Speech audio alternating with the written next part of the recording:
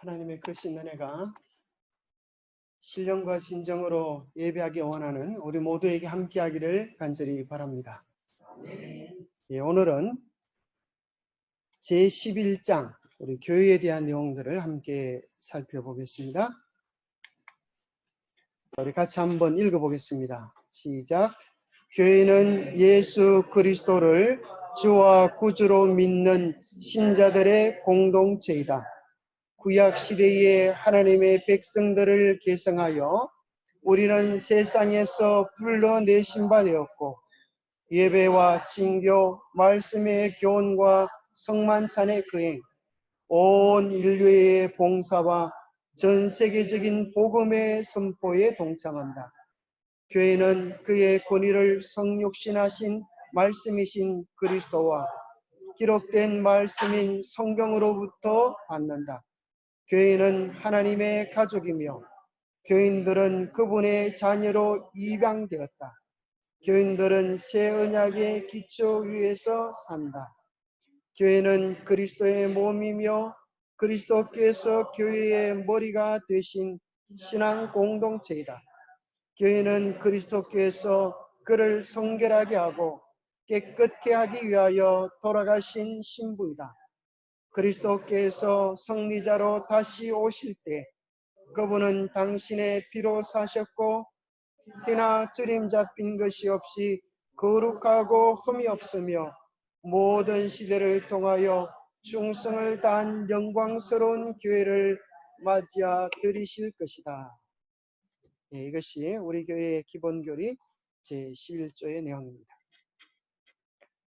이 내용이 아주 많아서 짧은 시간에 다 설명드릴 수 없기 때문에 핵심적인 것만 알려드리기 때문에 나머지 여러분 책을 읽으면서 좀 보충을 하면 좋겠습니다.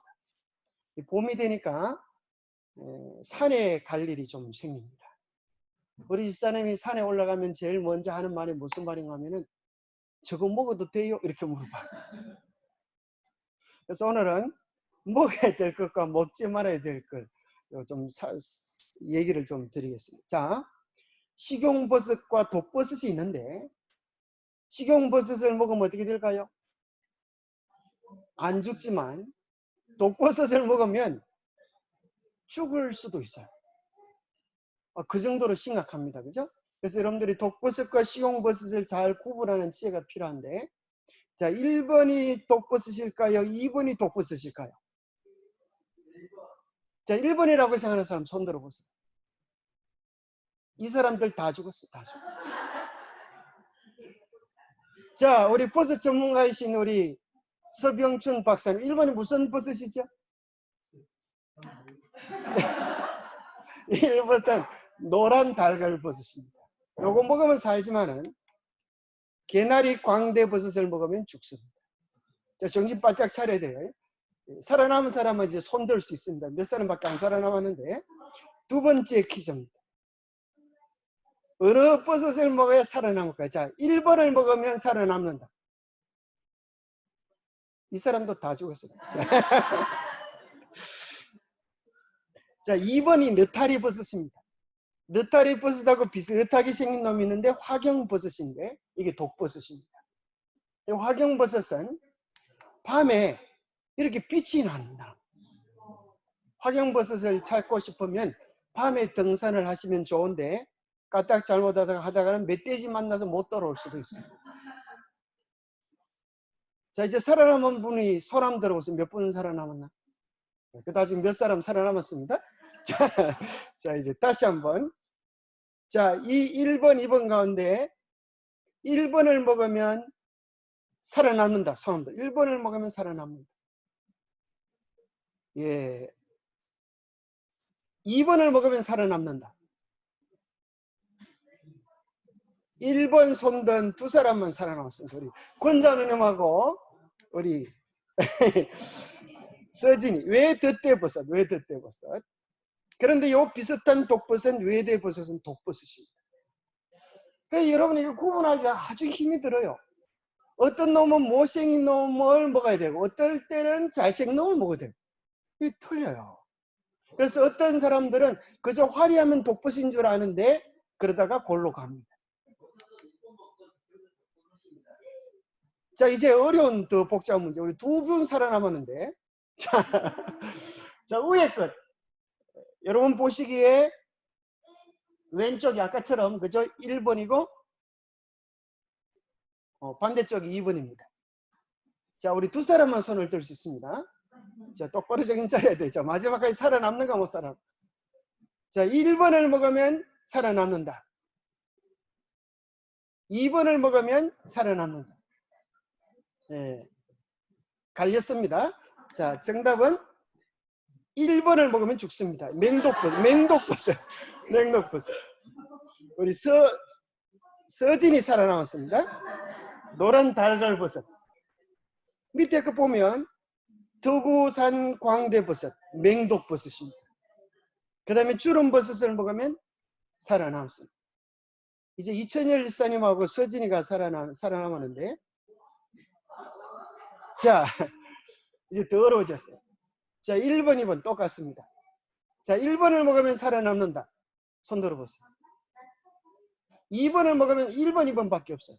자, 2번을 먹으면 살아남는다. 그러니까 1번, 2번. 그냥 손 들면 돼요. 너무 복잡하죠. 자, 다시 한번 하겠습니다. 서진이 1번이에요, 2번이에요? 1번이에요, 2번이에요?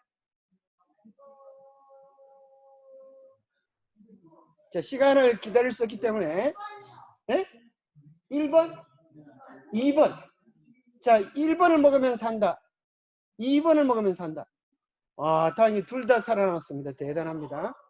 광대버섯, 광대버섯과 달걀버섯, 붉은 쌀이버섯과 쌀이버섯. 보세요. 붉은 쌀이버섯과 쌀이버섯이 비슷합니다. 그런데 하나를 먹으면 죽습니다. 노란 다발버섯, 계암버섯, 화경버섯, 느타리버섯 비교해 봅니다. 자, 그 가운데 아주 맹독버섯이 있는데 그것이 뭐냐면 붉은 사슴 뿔버섯이라는 게 있어요. 모양이 붉은 사슴 뿔을 닮았는데 요것과 비슷한 것이 무슨 버섯인가 하면 여러분이 아주 좋아하는 빨간 버섯 뭐가 있어요? 네, 그런 게 뭐 있죠? 자, 한번 보겠습니다. 이 붉은 사슴 뿔버섯을 먹으면 어떻게 되는지 한번 보시겠습니다.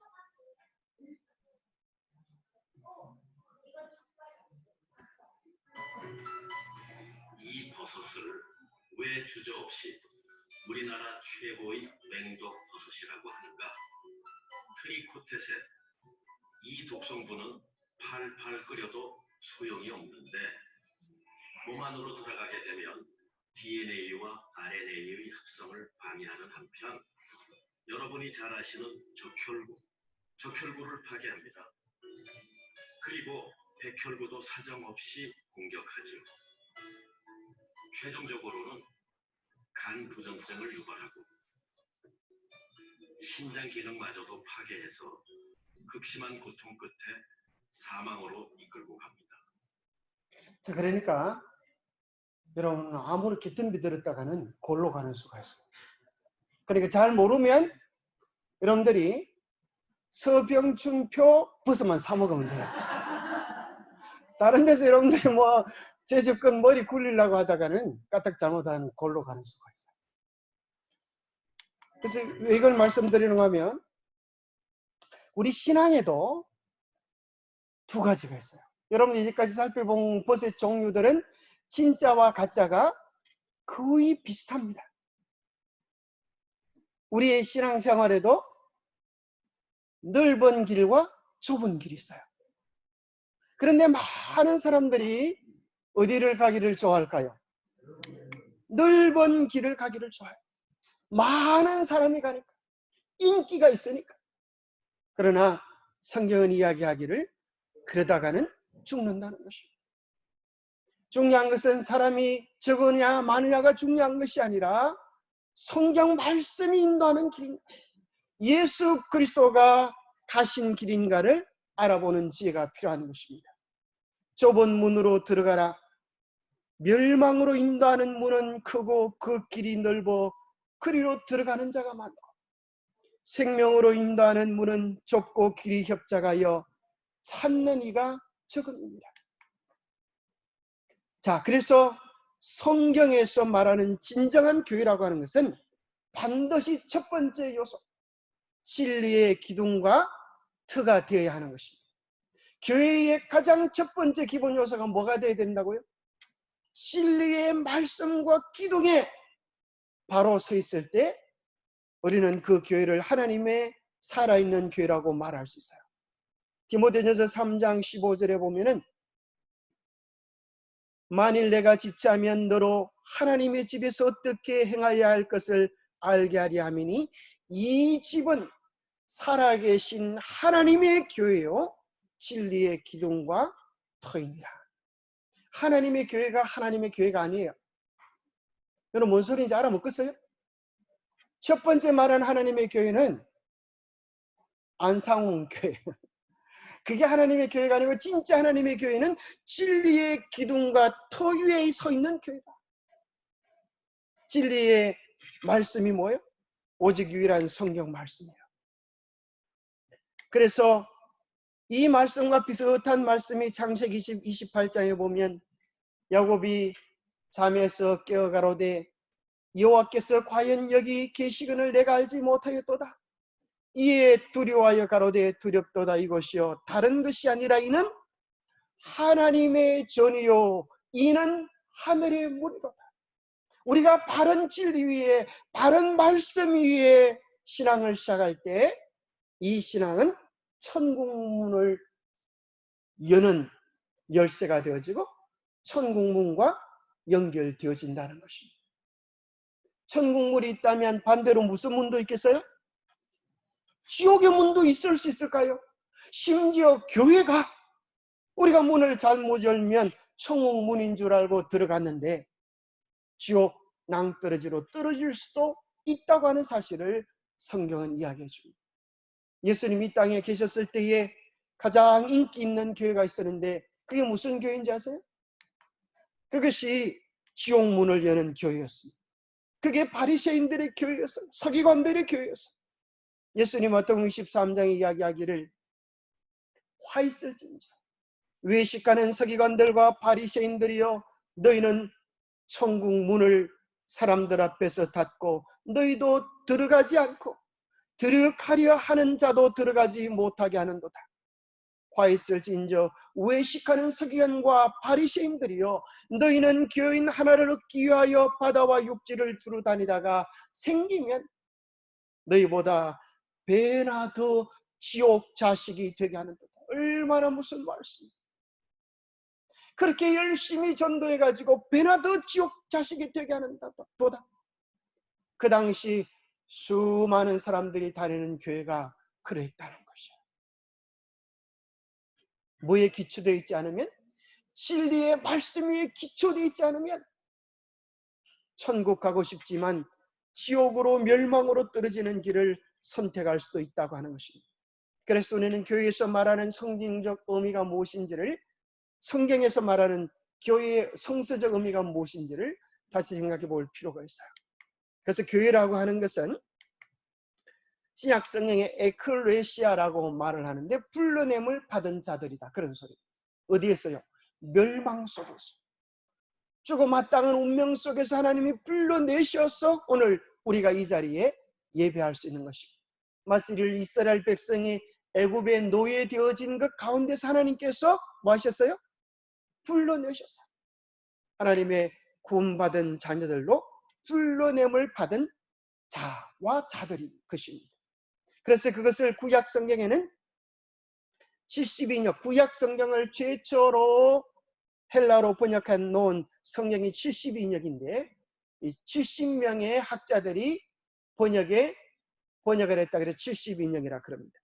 그래서 히브리어 카할이라고 하는 것은 회중, 총회, 모임이라고 하는 것을 에클레시아라고 하는 것으로 번역했습니다. 그러니까 히브리어로는 카할, 헬라로는 에클레시아, 이것이 교회의 뜻입니다. 그래서 마태복음 16장에 보면 예수님께서 말씀하시기를 내가 이 반석 위에 내 교회를 세우리라 할 때 이 교회가 에클레시아입니다. 그래서 이 반석은 무엇이 반석일까요? 예수 그리스도와 그분의 변치 않는 말씀, 이것이 반석입니다. 여러분 잊지 마세요. 이 반석이 뭐라고요? 예수 그리스도와 그분의 변치 않는 말씀, 이것이 교회의 반석이 되어야 합니다. 만약에 베드로가 반석이라면 교회가 어떻게 될까요? 베드로가 흔들릴 때마다 교회가 꼬로박습니다. 베드로가 흔들렸을까요? 한두 분이 아닌 것입니다. 여러분 중에 흔들리지 않는 사람이 있어요? 아니, 우리는 다 갈대 같은, 갈대의 순정, 그러지만 그런 것이 우리의 영적인 형편 같습니다. 오직 반석이신 예수 그리스도의 그리스도 위에 우리의 신앙이 기초될 때 우리는 흔들리지 않습니다. 교회의 본질은 무엇입니까? 다른 말로 하면 진리의 계승자라는 의미를 가지고 있습니다. 성경은 이 세상에 수많은 사람들이 있었지만 그 가운데 누구에게 관심을 쏟으시는가 하면 진리의 계승자들, 하나님의 참 백성들에게 포커스를 맞추고 있습니다. 그래서 맨 처음 성경은 누구를 소개해 주는가 하면 하나님께서 창조해 놓으신 아담과 하와를 소개합니다. 그런데 아담과 하와가 하나님의 거룩한 계명을 저버리고 뭐 했어요? 타락을 했어요. 그러나 하나님은 그를 멸망시키지 않으시고 다시 한번 창세기 3장 15절에 구원의 약속을 더해 주시고 회개와 돌이킴을 통하여서 회복되게 하십니다. 자, 아담 다음에는 누가 그 계보를 연결할까요? 자, 여러분 이거 알아요 몰라? 아담 다음에는 누가 그 영적인 계보를 연결할까요? 어떤 사람은 아벨 끊는 사람인데 여러분은 입을 닫고 계신데 아벨은 죄송하지만은 대가 끊어져 버렸어요. 그래서 하나님이 세 번째로 아들을 쓰는데 가인도 아니고 아벨도 아닌 셋. 외우기도 쉽죠. 세 번 주셨다고 셋. 그래서 그 계보들이 연결되어지면서 누구로 연결되어지는가 하면 그 당시 수많은 사람들이 타락했지만 그 가운데 누구를 부르세요? 노아를 부르셨어. 노아의 세 아들 가운데 누구를 부르세요? 믿음의 계보가 연결되어지게 하십니다. 그래서 구약 성경에는 역사서가 나오는데 구약 성경에 있는 역사서의 기초는 먼저 모세 오경입니다. 모세 오경 다음에 포로되기 전까지 아홉 권의 책이 나옵니다. 그 다음에 포로된 후에 바벨론에서 돌아와서 성전을 회복하는 세 권이 나오면서 구약에 나오는 역사서는 총 몇 권이다? 17권입니다. 그런데 구약을 보다가 우리의 관심을 끄는 것은 여러분들이 열왕기상, 열왕기하를 읽어보면 이스라엘 백성이 남방 유다와 북방 이스라엘로 나누어졌다가 북방 이스라엘은 잘못해서 어디로 가고요? 아시아로 잡혀가고 남방 유다는 바벨론으로 잡혀가는 것이 열왕기하에 나올까 안 나올까요? 나와요. 그러면 이스라엘의 역사는 다 끝이 나는데 왜 하나님께서 다시 한번 역대상 역대하를 기록하도록 하시는가? 왜 그럴까요? 이것이 많은 사람들이 헷갈리는 부분입니다. 왜 똑같은 내용을 다시 한번 쓰는가? 왜 쓸까요?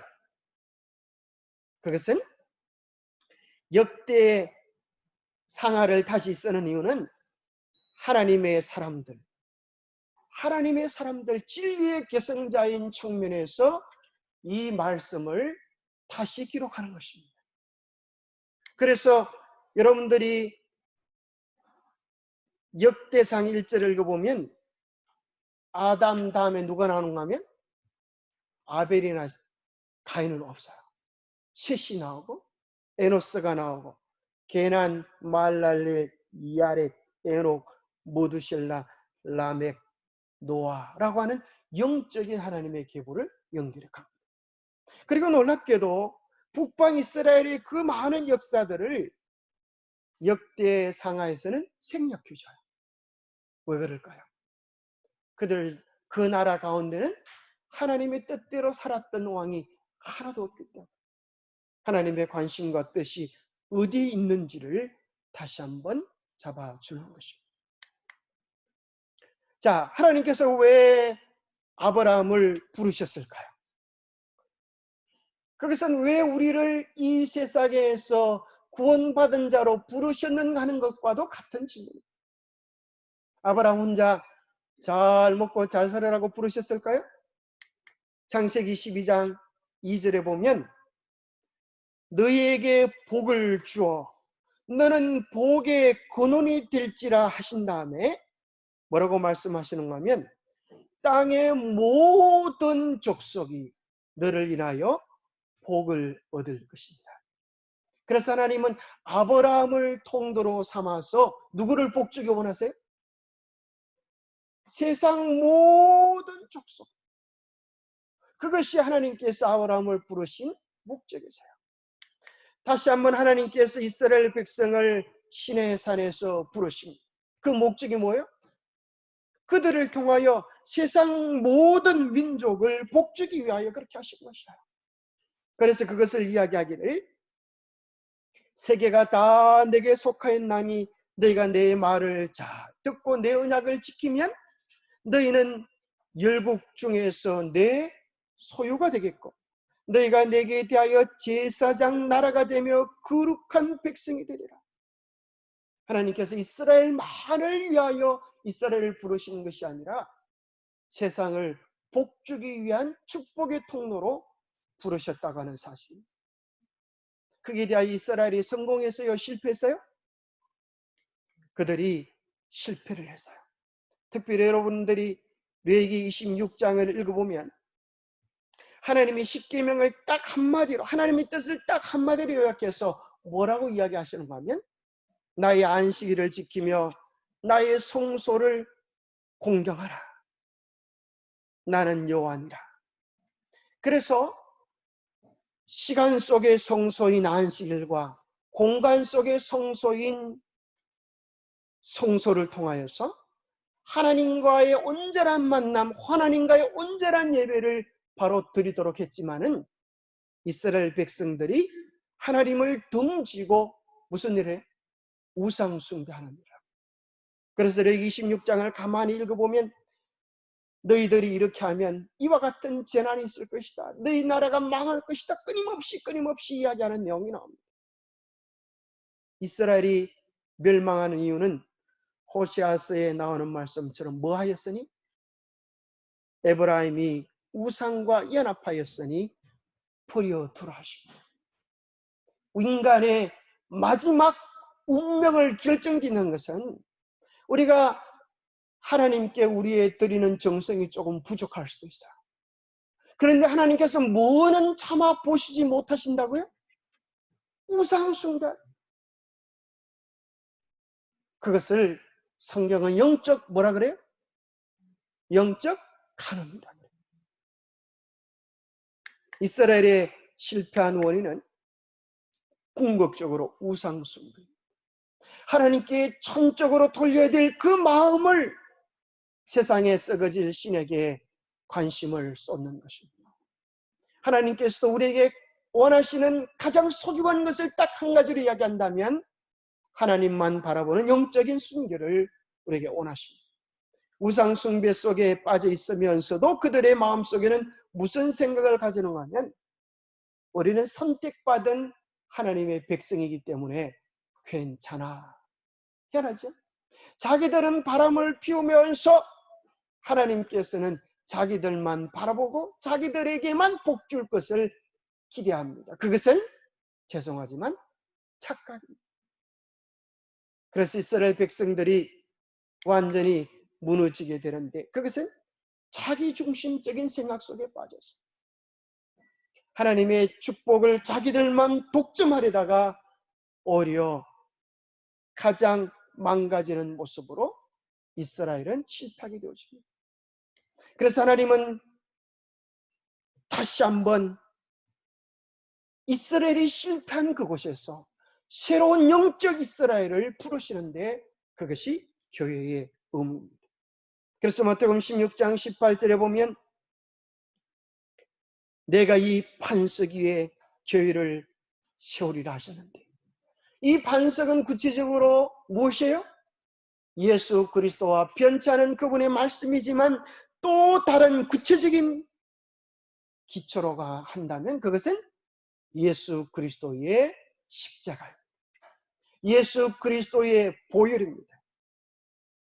아담이 어떻게 해서 하와를 얻게 되어졌는가 하는 것을 이 조각으로 보여주는 아주 유명한 조각품인데요. 아담의 뭘 취하였어요? 갈비뼈를 취하였어요. 그의 짝인 하와를 만드십니다. 여호와 하나님이 아담에게서 취하신 그 갈비뼈로 여자를 만드시고 그를 아담에게로 이끌어 오시니 아담이 가로되 이는 내 살 뼈 중에 뼈요 살 중에 살이다. 그래서 가장 소중한 존재다 하는 표현을 이야기하는 것입니다. 이 얘기는 무슨 얘기인가 하면 표상적으로 이 아담은 누구를 표상하는가 하면 예수 그리스도를 표상합니다. 그리고 갈비뼈 그것은 뭔가 하면 예수 그리스도의 찔린 옆구리 속에서 피와 물이 쏟아졌는데 그 구속의 은혜를 통하여 십자가의 보혈 은혜로 구원받은 하나님의 자녀들이 탄생할 것을 이야기해 주고 계십니다. 그것을 시편 110편 3절에 보면 주의 권능의 날에 주의 백성이 거룩한 옷을 입고 즐거이 헌신하니 새벽 이슬 같은 주의 백성들이 주의 청년들이 주께서 나오나이다 이렇게 이야기해 주고 있습니다. 이것을 히브리 원문대로 읽어보면 이렇게 되어 있어요. 새벽의 자궁으로부터 이슬 같던 당신의 청년들이 당신께 나옵니다. 참 놀라운 영감적인 기도입니다. 히브리 원문에 보면 새벽의 자국으로부터 이슬이 나오는 것 같아요. 그것은 뭘 이야기하는가 하면 십자가의 자국으로부터 십자가의 깊은 사랑을 경험할 때 그 속에서 이슬방울 같은 눈물을 흘리고 하나님의 참 백성이 그 속에서 잉태되어지고 출산되어져서 교회를 만든다는 이야기입니다. 그래서 아담과 하와가 둘이 손을 잡고 하나님 앞으로 나올 때 우리 하나님은 그들에게 결혼 주례문을 낭독하시는데 최초의 결혼 주례문이 뭔지 아세요? 그 주례문이 창세기 1장 28절에 나옵니다. 하나님이 그들에게 복을 주시며 그들에게 이르시되 생육하고 번성하여 땅에 충만하라. 이것이 최초의 결혼 주례문. 얼마나 아름답습니까?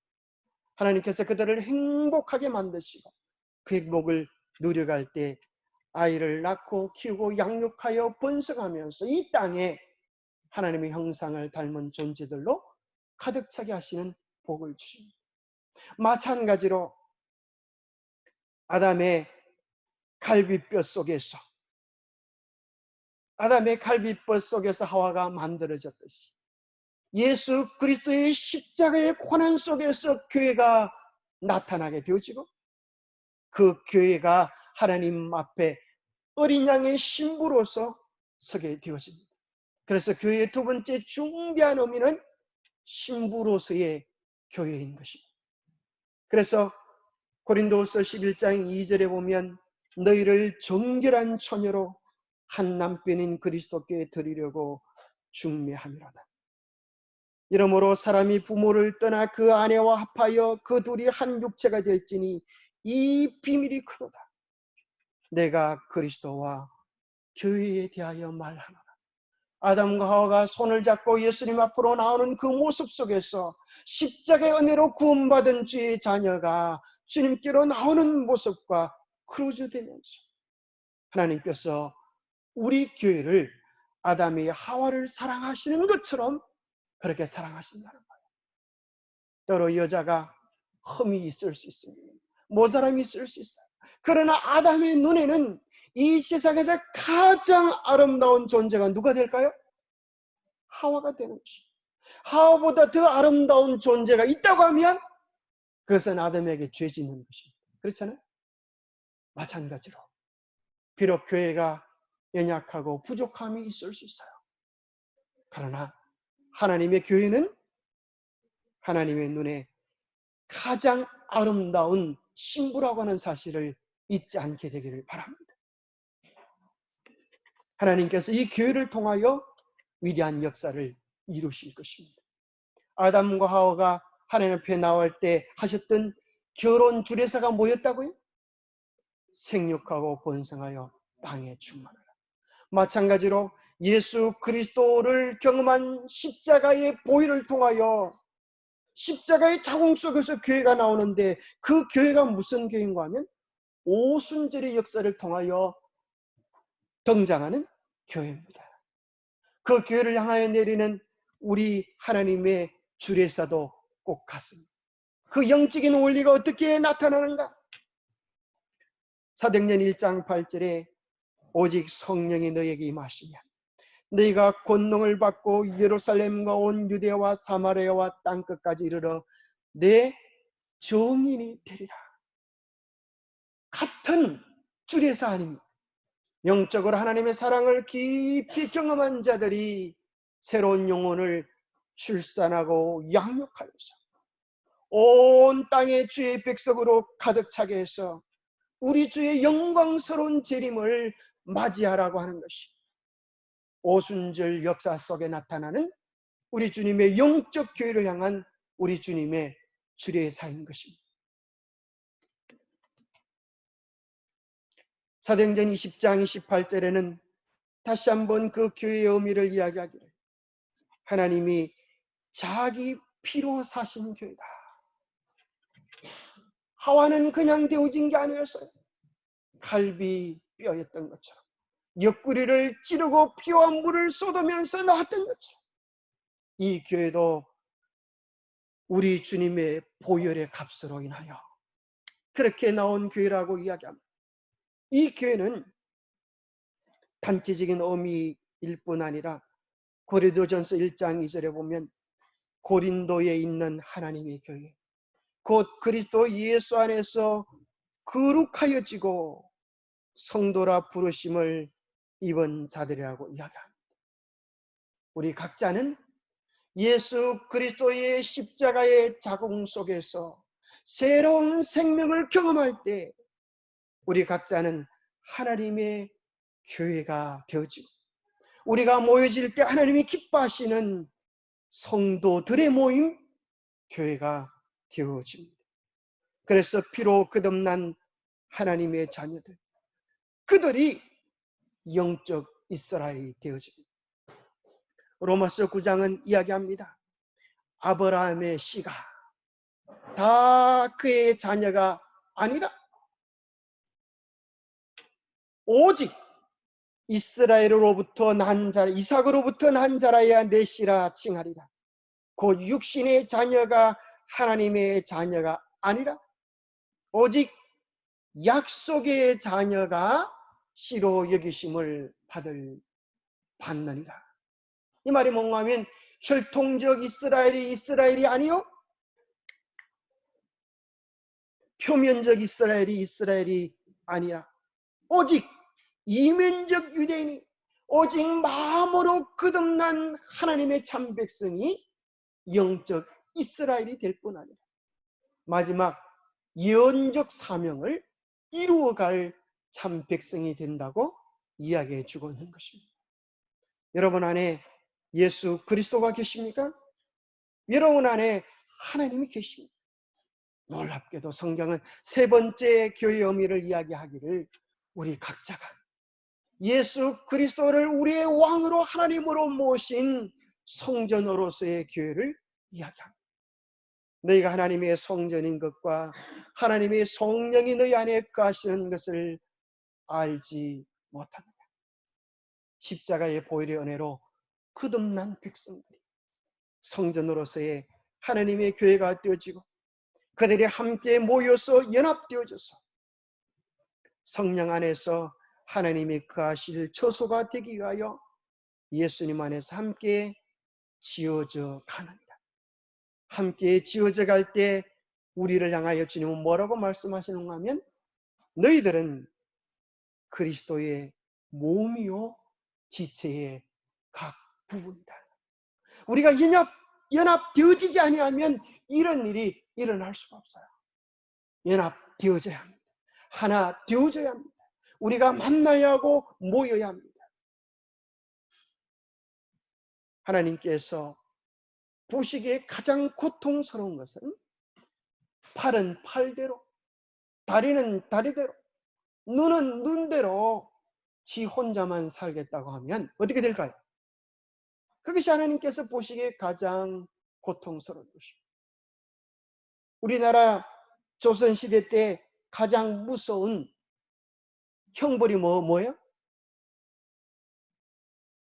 육신을 그냥 다 찢어버리는 거죠. 얼마나 기가 차. 우리가 뭐 하면 그렇게 되는 거예요?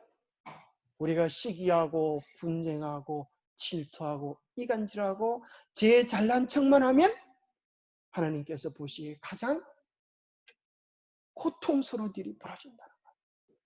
우리는 서로를 어떻게 대해야 되겠어요? 당신은 나의 지체입니다. 그러나 한번 옆 사람에게 그렇게 한번 얘기해 보세요. 당신은 나의 지체입니다.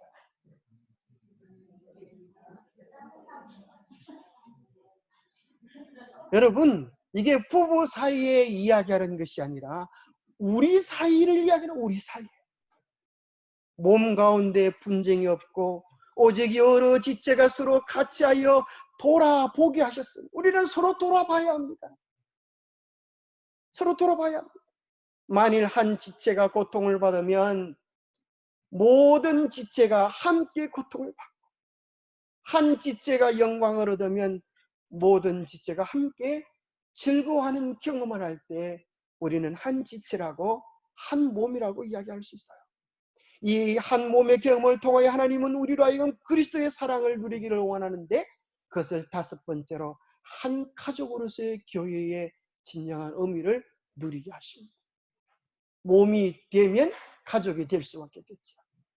그래서 에베소서 2장 19절에 이야기하기를 이제 여러분 더 이상 낯선 나그네나 손님이 아닙니다.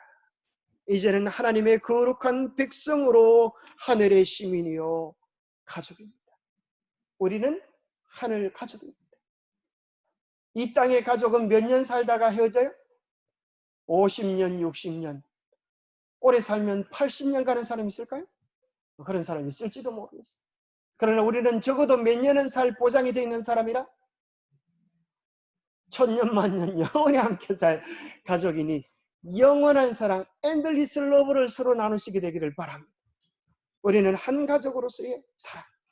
그래서 마치 가정을 통하여서 자녀를 양육하고 출산하고 양육하고 파송하는 것처럼 교회는 함께 모여서 하나님께 예배하고 이웃을 향하여 봉사하고 출산하는 전도의 역할, 또 키우는 양육의 역할, 또 이 모든 일을 사랑으로 해야 하는데 그것은 성령의 돌보심을 통하여 교회란 다섯 가지 사역이 이루어질 때 우리는 건강한 가정으로서 건강한 교회로서 역할을 감당할 수 있게 되어집니다. 그런데 한 가지 슬픈 일은 교회가 아직 전투 중에 있는 교회, 싸우는 교회 중에 있다고 하는 사실을 기억해야만 합니다. 이게 무슨 말인가 하면 어떤 사람은 교회에 오면 교회에는 다 천사들 같은 천사 같은 사람만 있는 줄 그렇게 생각하는 사람이 있어요. 그렇게 보고 이해하는 것은 참 좋은 생각이지만은 사실은 그렇지가 못합니다. 왜요? 아직은 싸우는 교회이기 때문에, 아직은 쟁투하는 교회이기 때문에. 마태복음 13장 29절에 보면 교회 안에도 뭐가 있다? 가라지와 알곡이 있다는 거예요. 그래서 내가 가라지를 뽑을까요? 내가 교회에서 떠드는 사람 다 쫓아낼까요? 그렇게 물어보니까 뭐라고 하면 가라지를 뽑다가 못 얻고 뽑을 수도 있어요. 곡식까지 뽑을까 염려하노라. 네 재간으로 교회에서 네가 가라지를 뽑다가는 앞으로 교회를 위하여 큰 일을 할 일꾼도 네가 쫓아내는 수가 있다. 실제로 어느 교회에서 그런 일이 있었다는 거야. 겨울에 이제 난로주위에 아이들이 모여서 막 놀고 있으니까 예배 시간에 아이들이 자꾸 떠드니까 한 장로님이 이 시끄러운 놈들 다 나가버려! 그렇게 얘기해버렸어요. 이 아이들이 뜯으려면 나가버려 이렇게 했는데 아이들에겐 뜯으려면 이 소리는 잘 안 들리고 나가버리라는 소리가 그들의 귀에 들어와가지고 나가가지고 아직까지 안 들었다. 그래서 우리는 뭐 할 수 있는 권한이 없는가 하면 남을 판단하고 분별할 수 있는 권한이 없어요. 23세 때 사랑하는 남편을 잃고 뱃속에 있는 아이를 출산을 한 여인이 있었어요. 그 여인이 하나밖에 없는 그 딸을 정성껏 잘 키웠는데 이제 공부를 잘 시켜서 해외 유학도 가고 아주 훌륭한 교사가 되었어. 대학 교수가 되었어. 어머니의 간절한 소원이니까 교회 한번 가자고. 이 신앙을 좀 던지고 살았어요. 교회 한번 가자고. 하필 그 평생에 공들인 딸이 한번 교회 온 날에 교회 분위기가 좋지 못했어요. 교인들끼리 쑥떡을 해먹는지 남의 험담을 하고 있고 심지어 자기 대학에 다니는 한 학부형이 와가지고 돈을 주면서 우리 애 좀 특별히 좀 잘 부탁한다고. 그 얘기를 듣고 이 딸이 마음에 낙심이 됐어. 예배 마치고 돌아가면서 엄마 보고 그랬어. 엄마, 내가 교회에 왔는데 교회에서 듣지 못할 소리, 보지 말아야 될 것만 봤네. 내가 교회 가고 싶은 마음이 없어. 이 어머니가 이렇게 말씀하신 거예요.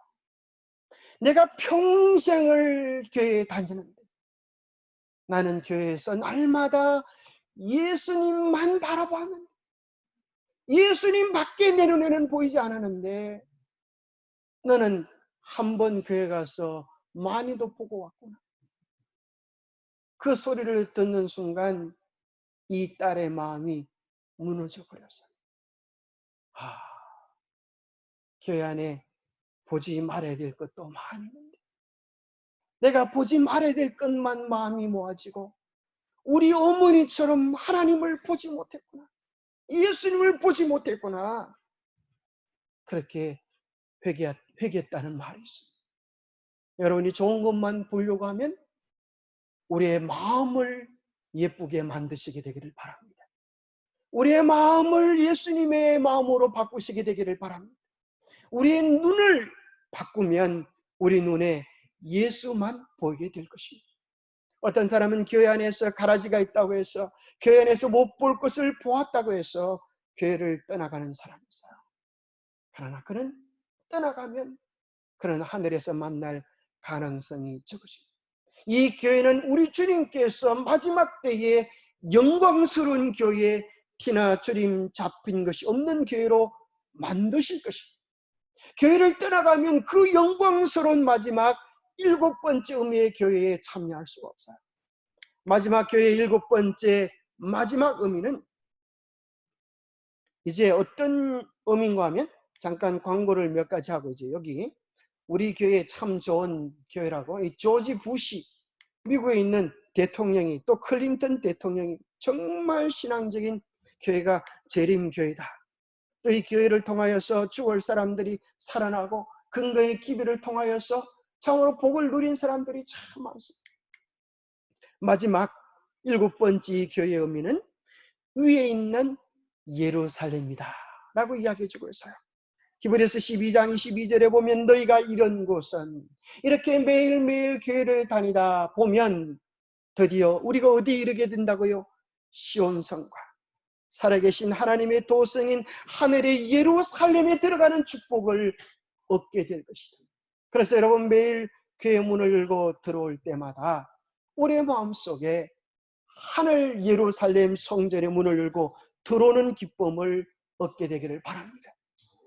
그리하여 우리가 영적인 잠이 깨면 야곱처럼 여호와께서 과연 여기 계시구나, 내가 알지 못하고 사람만 바라보고 살았구나, 사람만 바라보고 신앙생활을 했구나, 이곳이 하나님이 계신 곳인 줄 깨닫고 내 삶에 매일 하나님과 동행하는 경험을 하면 우리의 마음속에도 두렵도다. 이곳이요, 다른 것이 아니라 이는 하나님의 전이요 이는 하늘의 문이로다. 우리도 고백하게 될 것입니다. 하나님의 교회는 연약하고 부족한 것처럼 보여도 하나님의 최고의 사랑이 대상이고, 이 교회를 통하여 하나님이 베푸신 주례사처럼 마지막 늦은 비의 성령을 받아서 온 땅끝까지 영원한 복음을 선포하고 영원한 하늘 잔치로 들어갈 것입니다. 그 아름답고 놀라운 영광의 대열에서는 우리 모두가 되기를 바라면서 말씀 마칩니다. 기도하겠습니다. 하나님 아버지, 우리를 세상 가운데서 불러내음받은 하나님의 교회로 불러주심을 인하여 감사합니다. 우리가 어떻게 하나님의 교회가 되어졌는지, 우리가 어떻게 예수 그리스도의 십자가의 사랑으로 인하여 구원받았는지를 잊지 않게 도와주시고, 예수 그리스도를 내 마음의 왕으로 주로 모시면서 우리가 하나님의 성전된 우리의 본분을 잘 감당할 수 있도록 도와주시옵소서. 우리에게 맡긴 사명을 잘 감당하여서 주님께서 우리에게 베푸신 그 한없는 사랑을 누리고 나누면서 주께서 맡기신 뜻을 이 땅에서 실현하고 우리가 영원한 하늘에 들어갈 수 있는 주님의 사랑받는 자들로 살아가게 도와주시옵소서. 하나님, 이 어둠 속에서, 이 멸망의 세상 가운데서 우리 각자를 불러내셔서 당신의 교회로 삼으시고 진리의 등대로 삼으셨음을 인하여 감사합니다. 이 기쁨과 즐거움을 영원히 누리며 주님을 찬양케 복 주시옵기를 우리 주 예수 그리스도 이름 어자하여 간절히 간구하옵나이다. 예, 감사합니다. 우리 귀한 안식일 참여해 주신 모든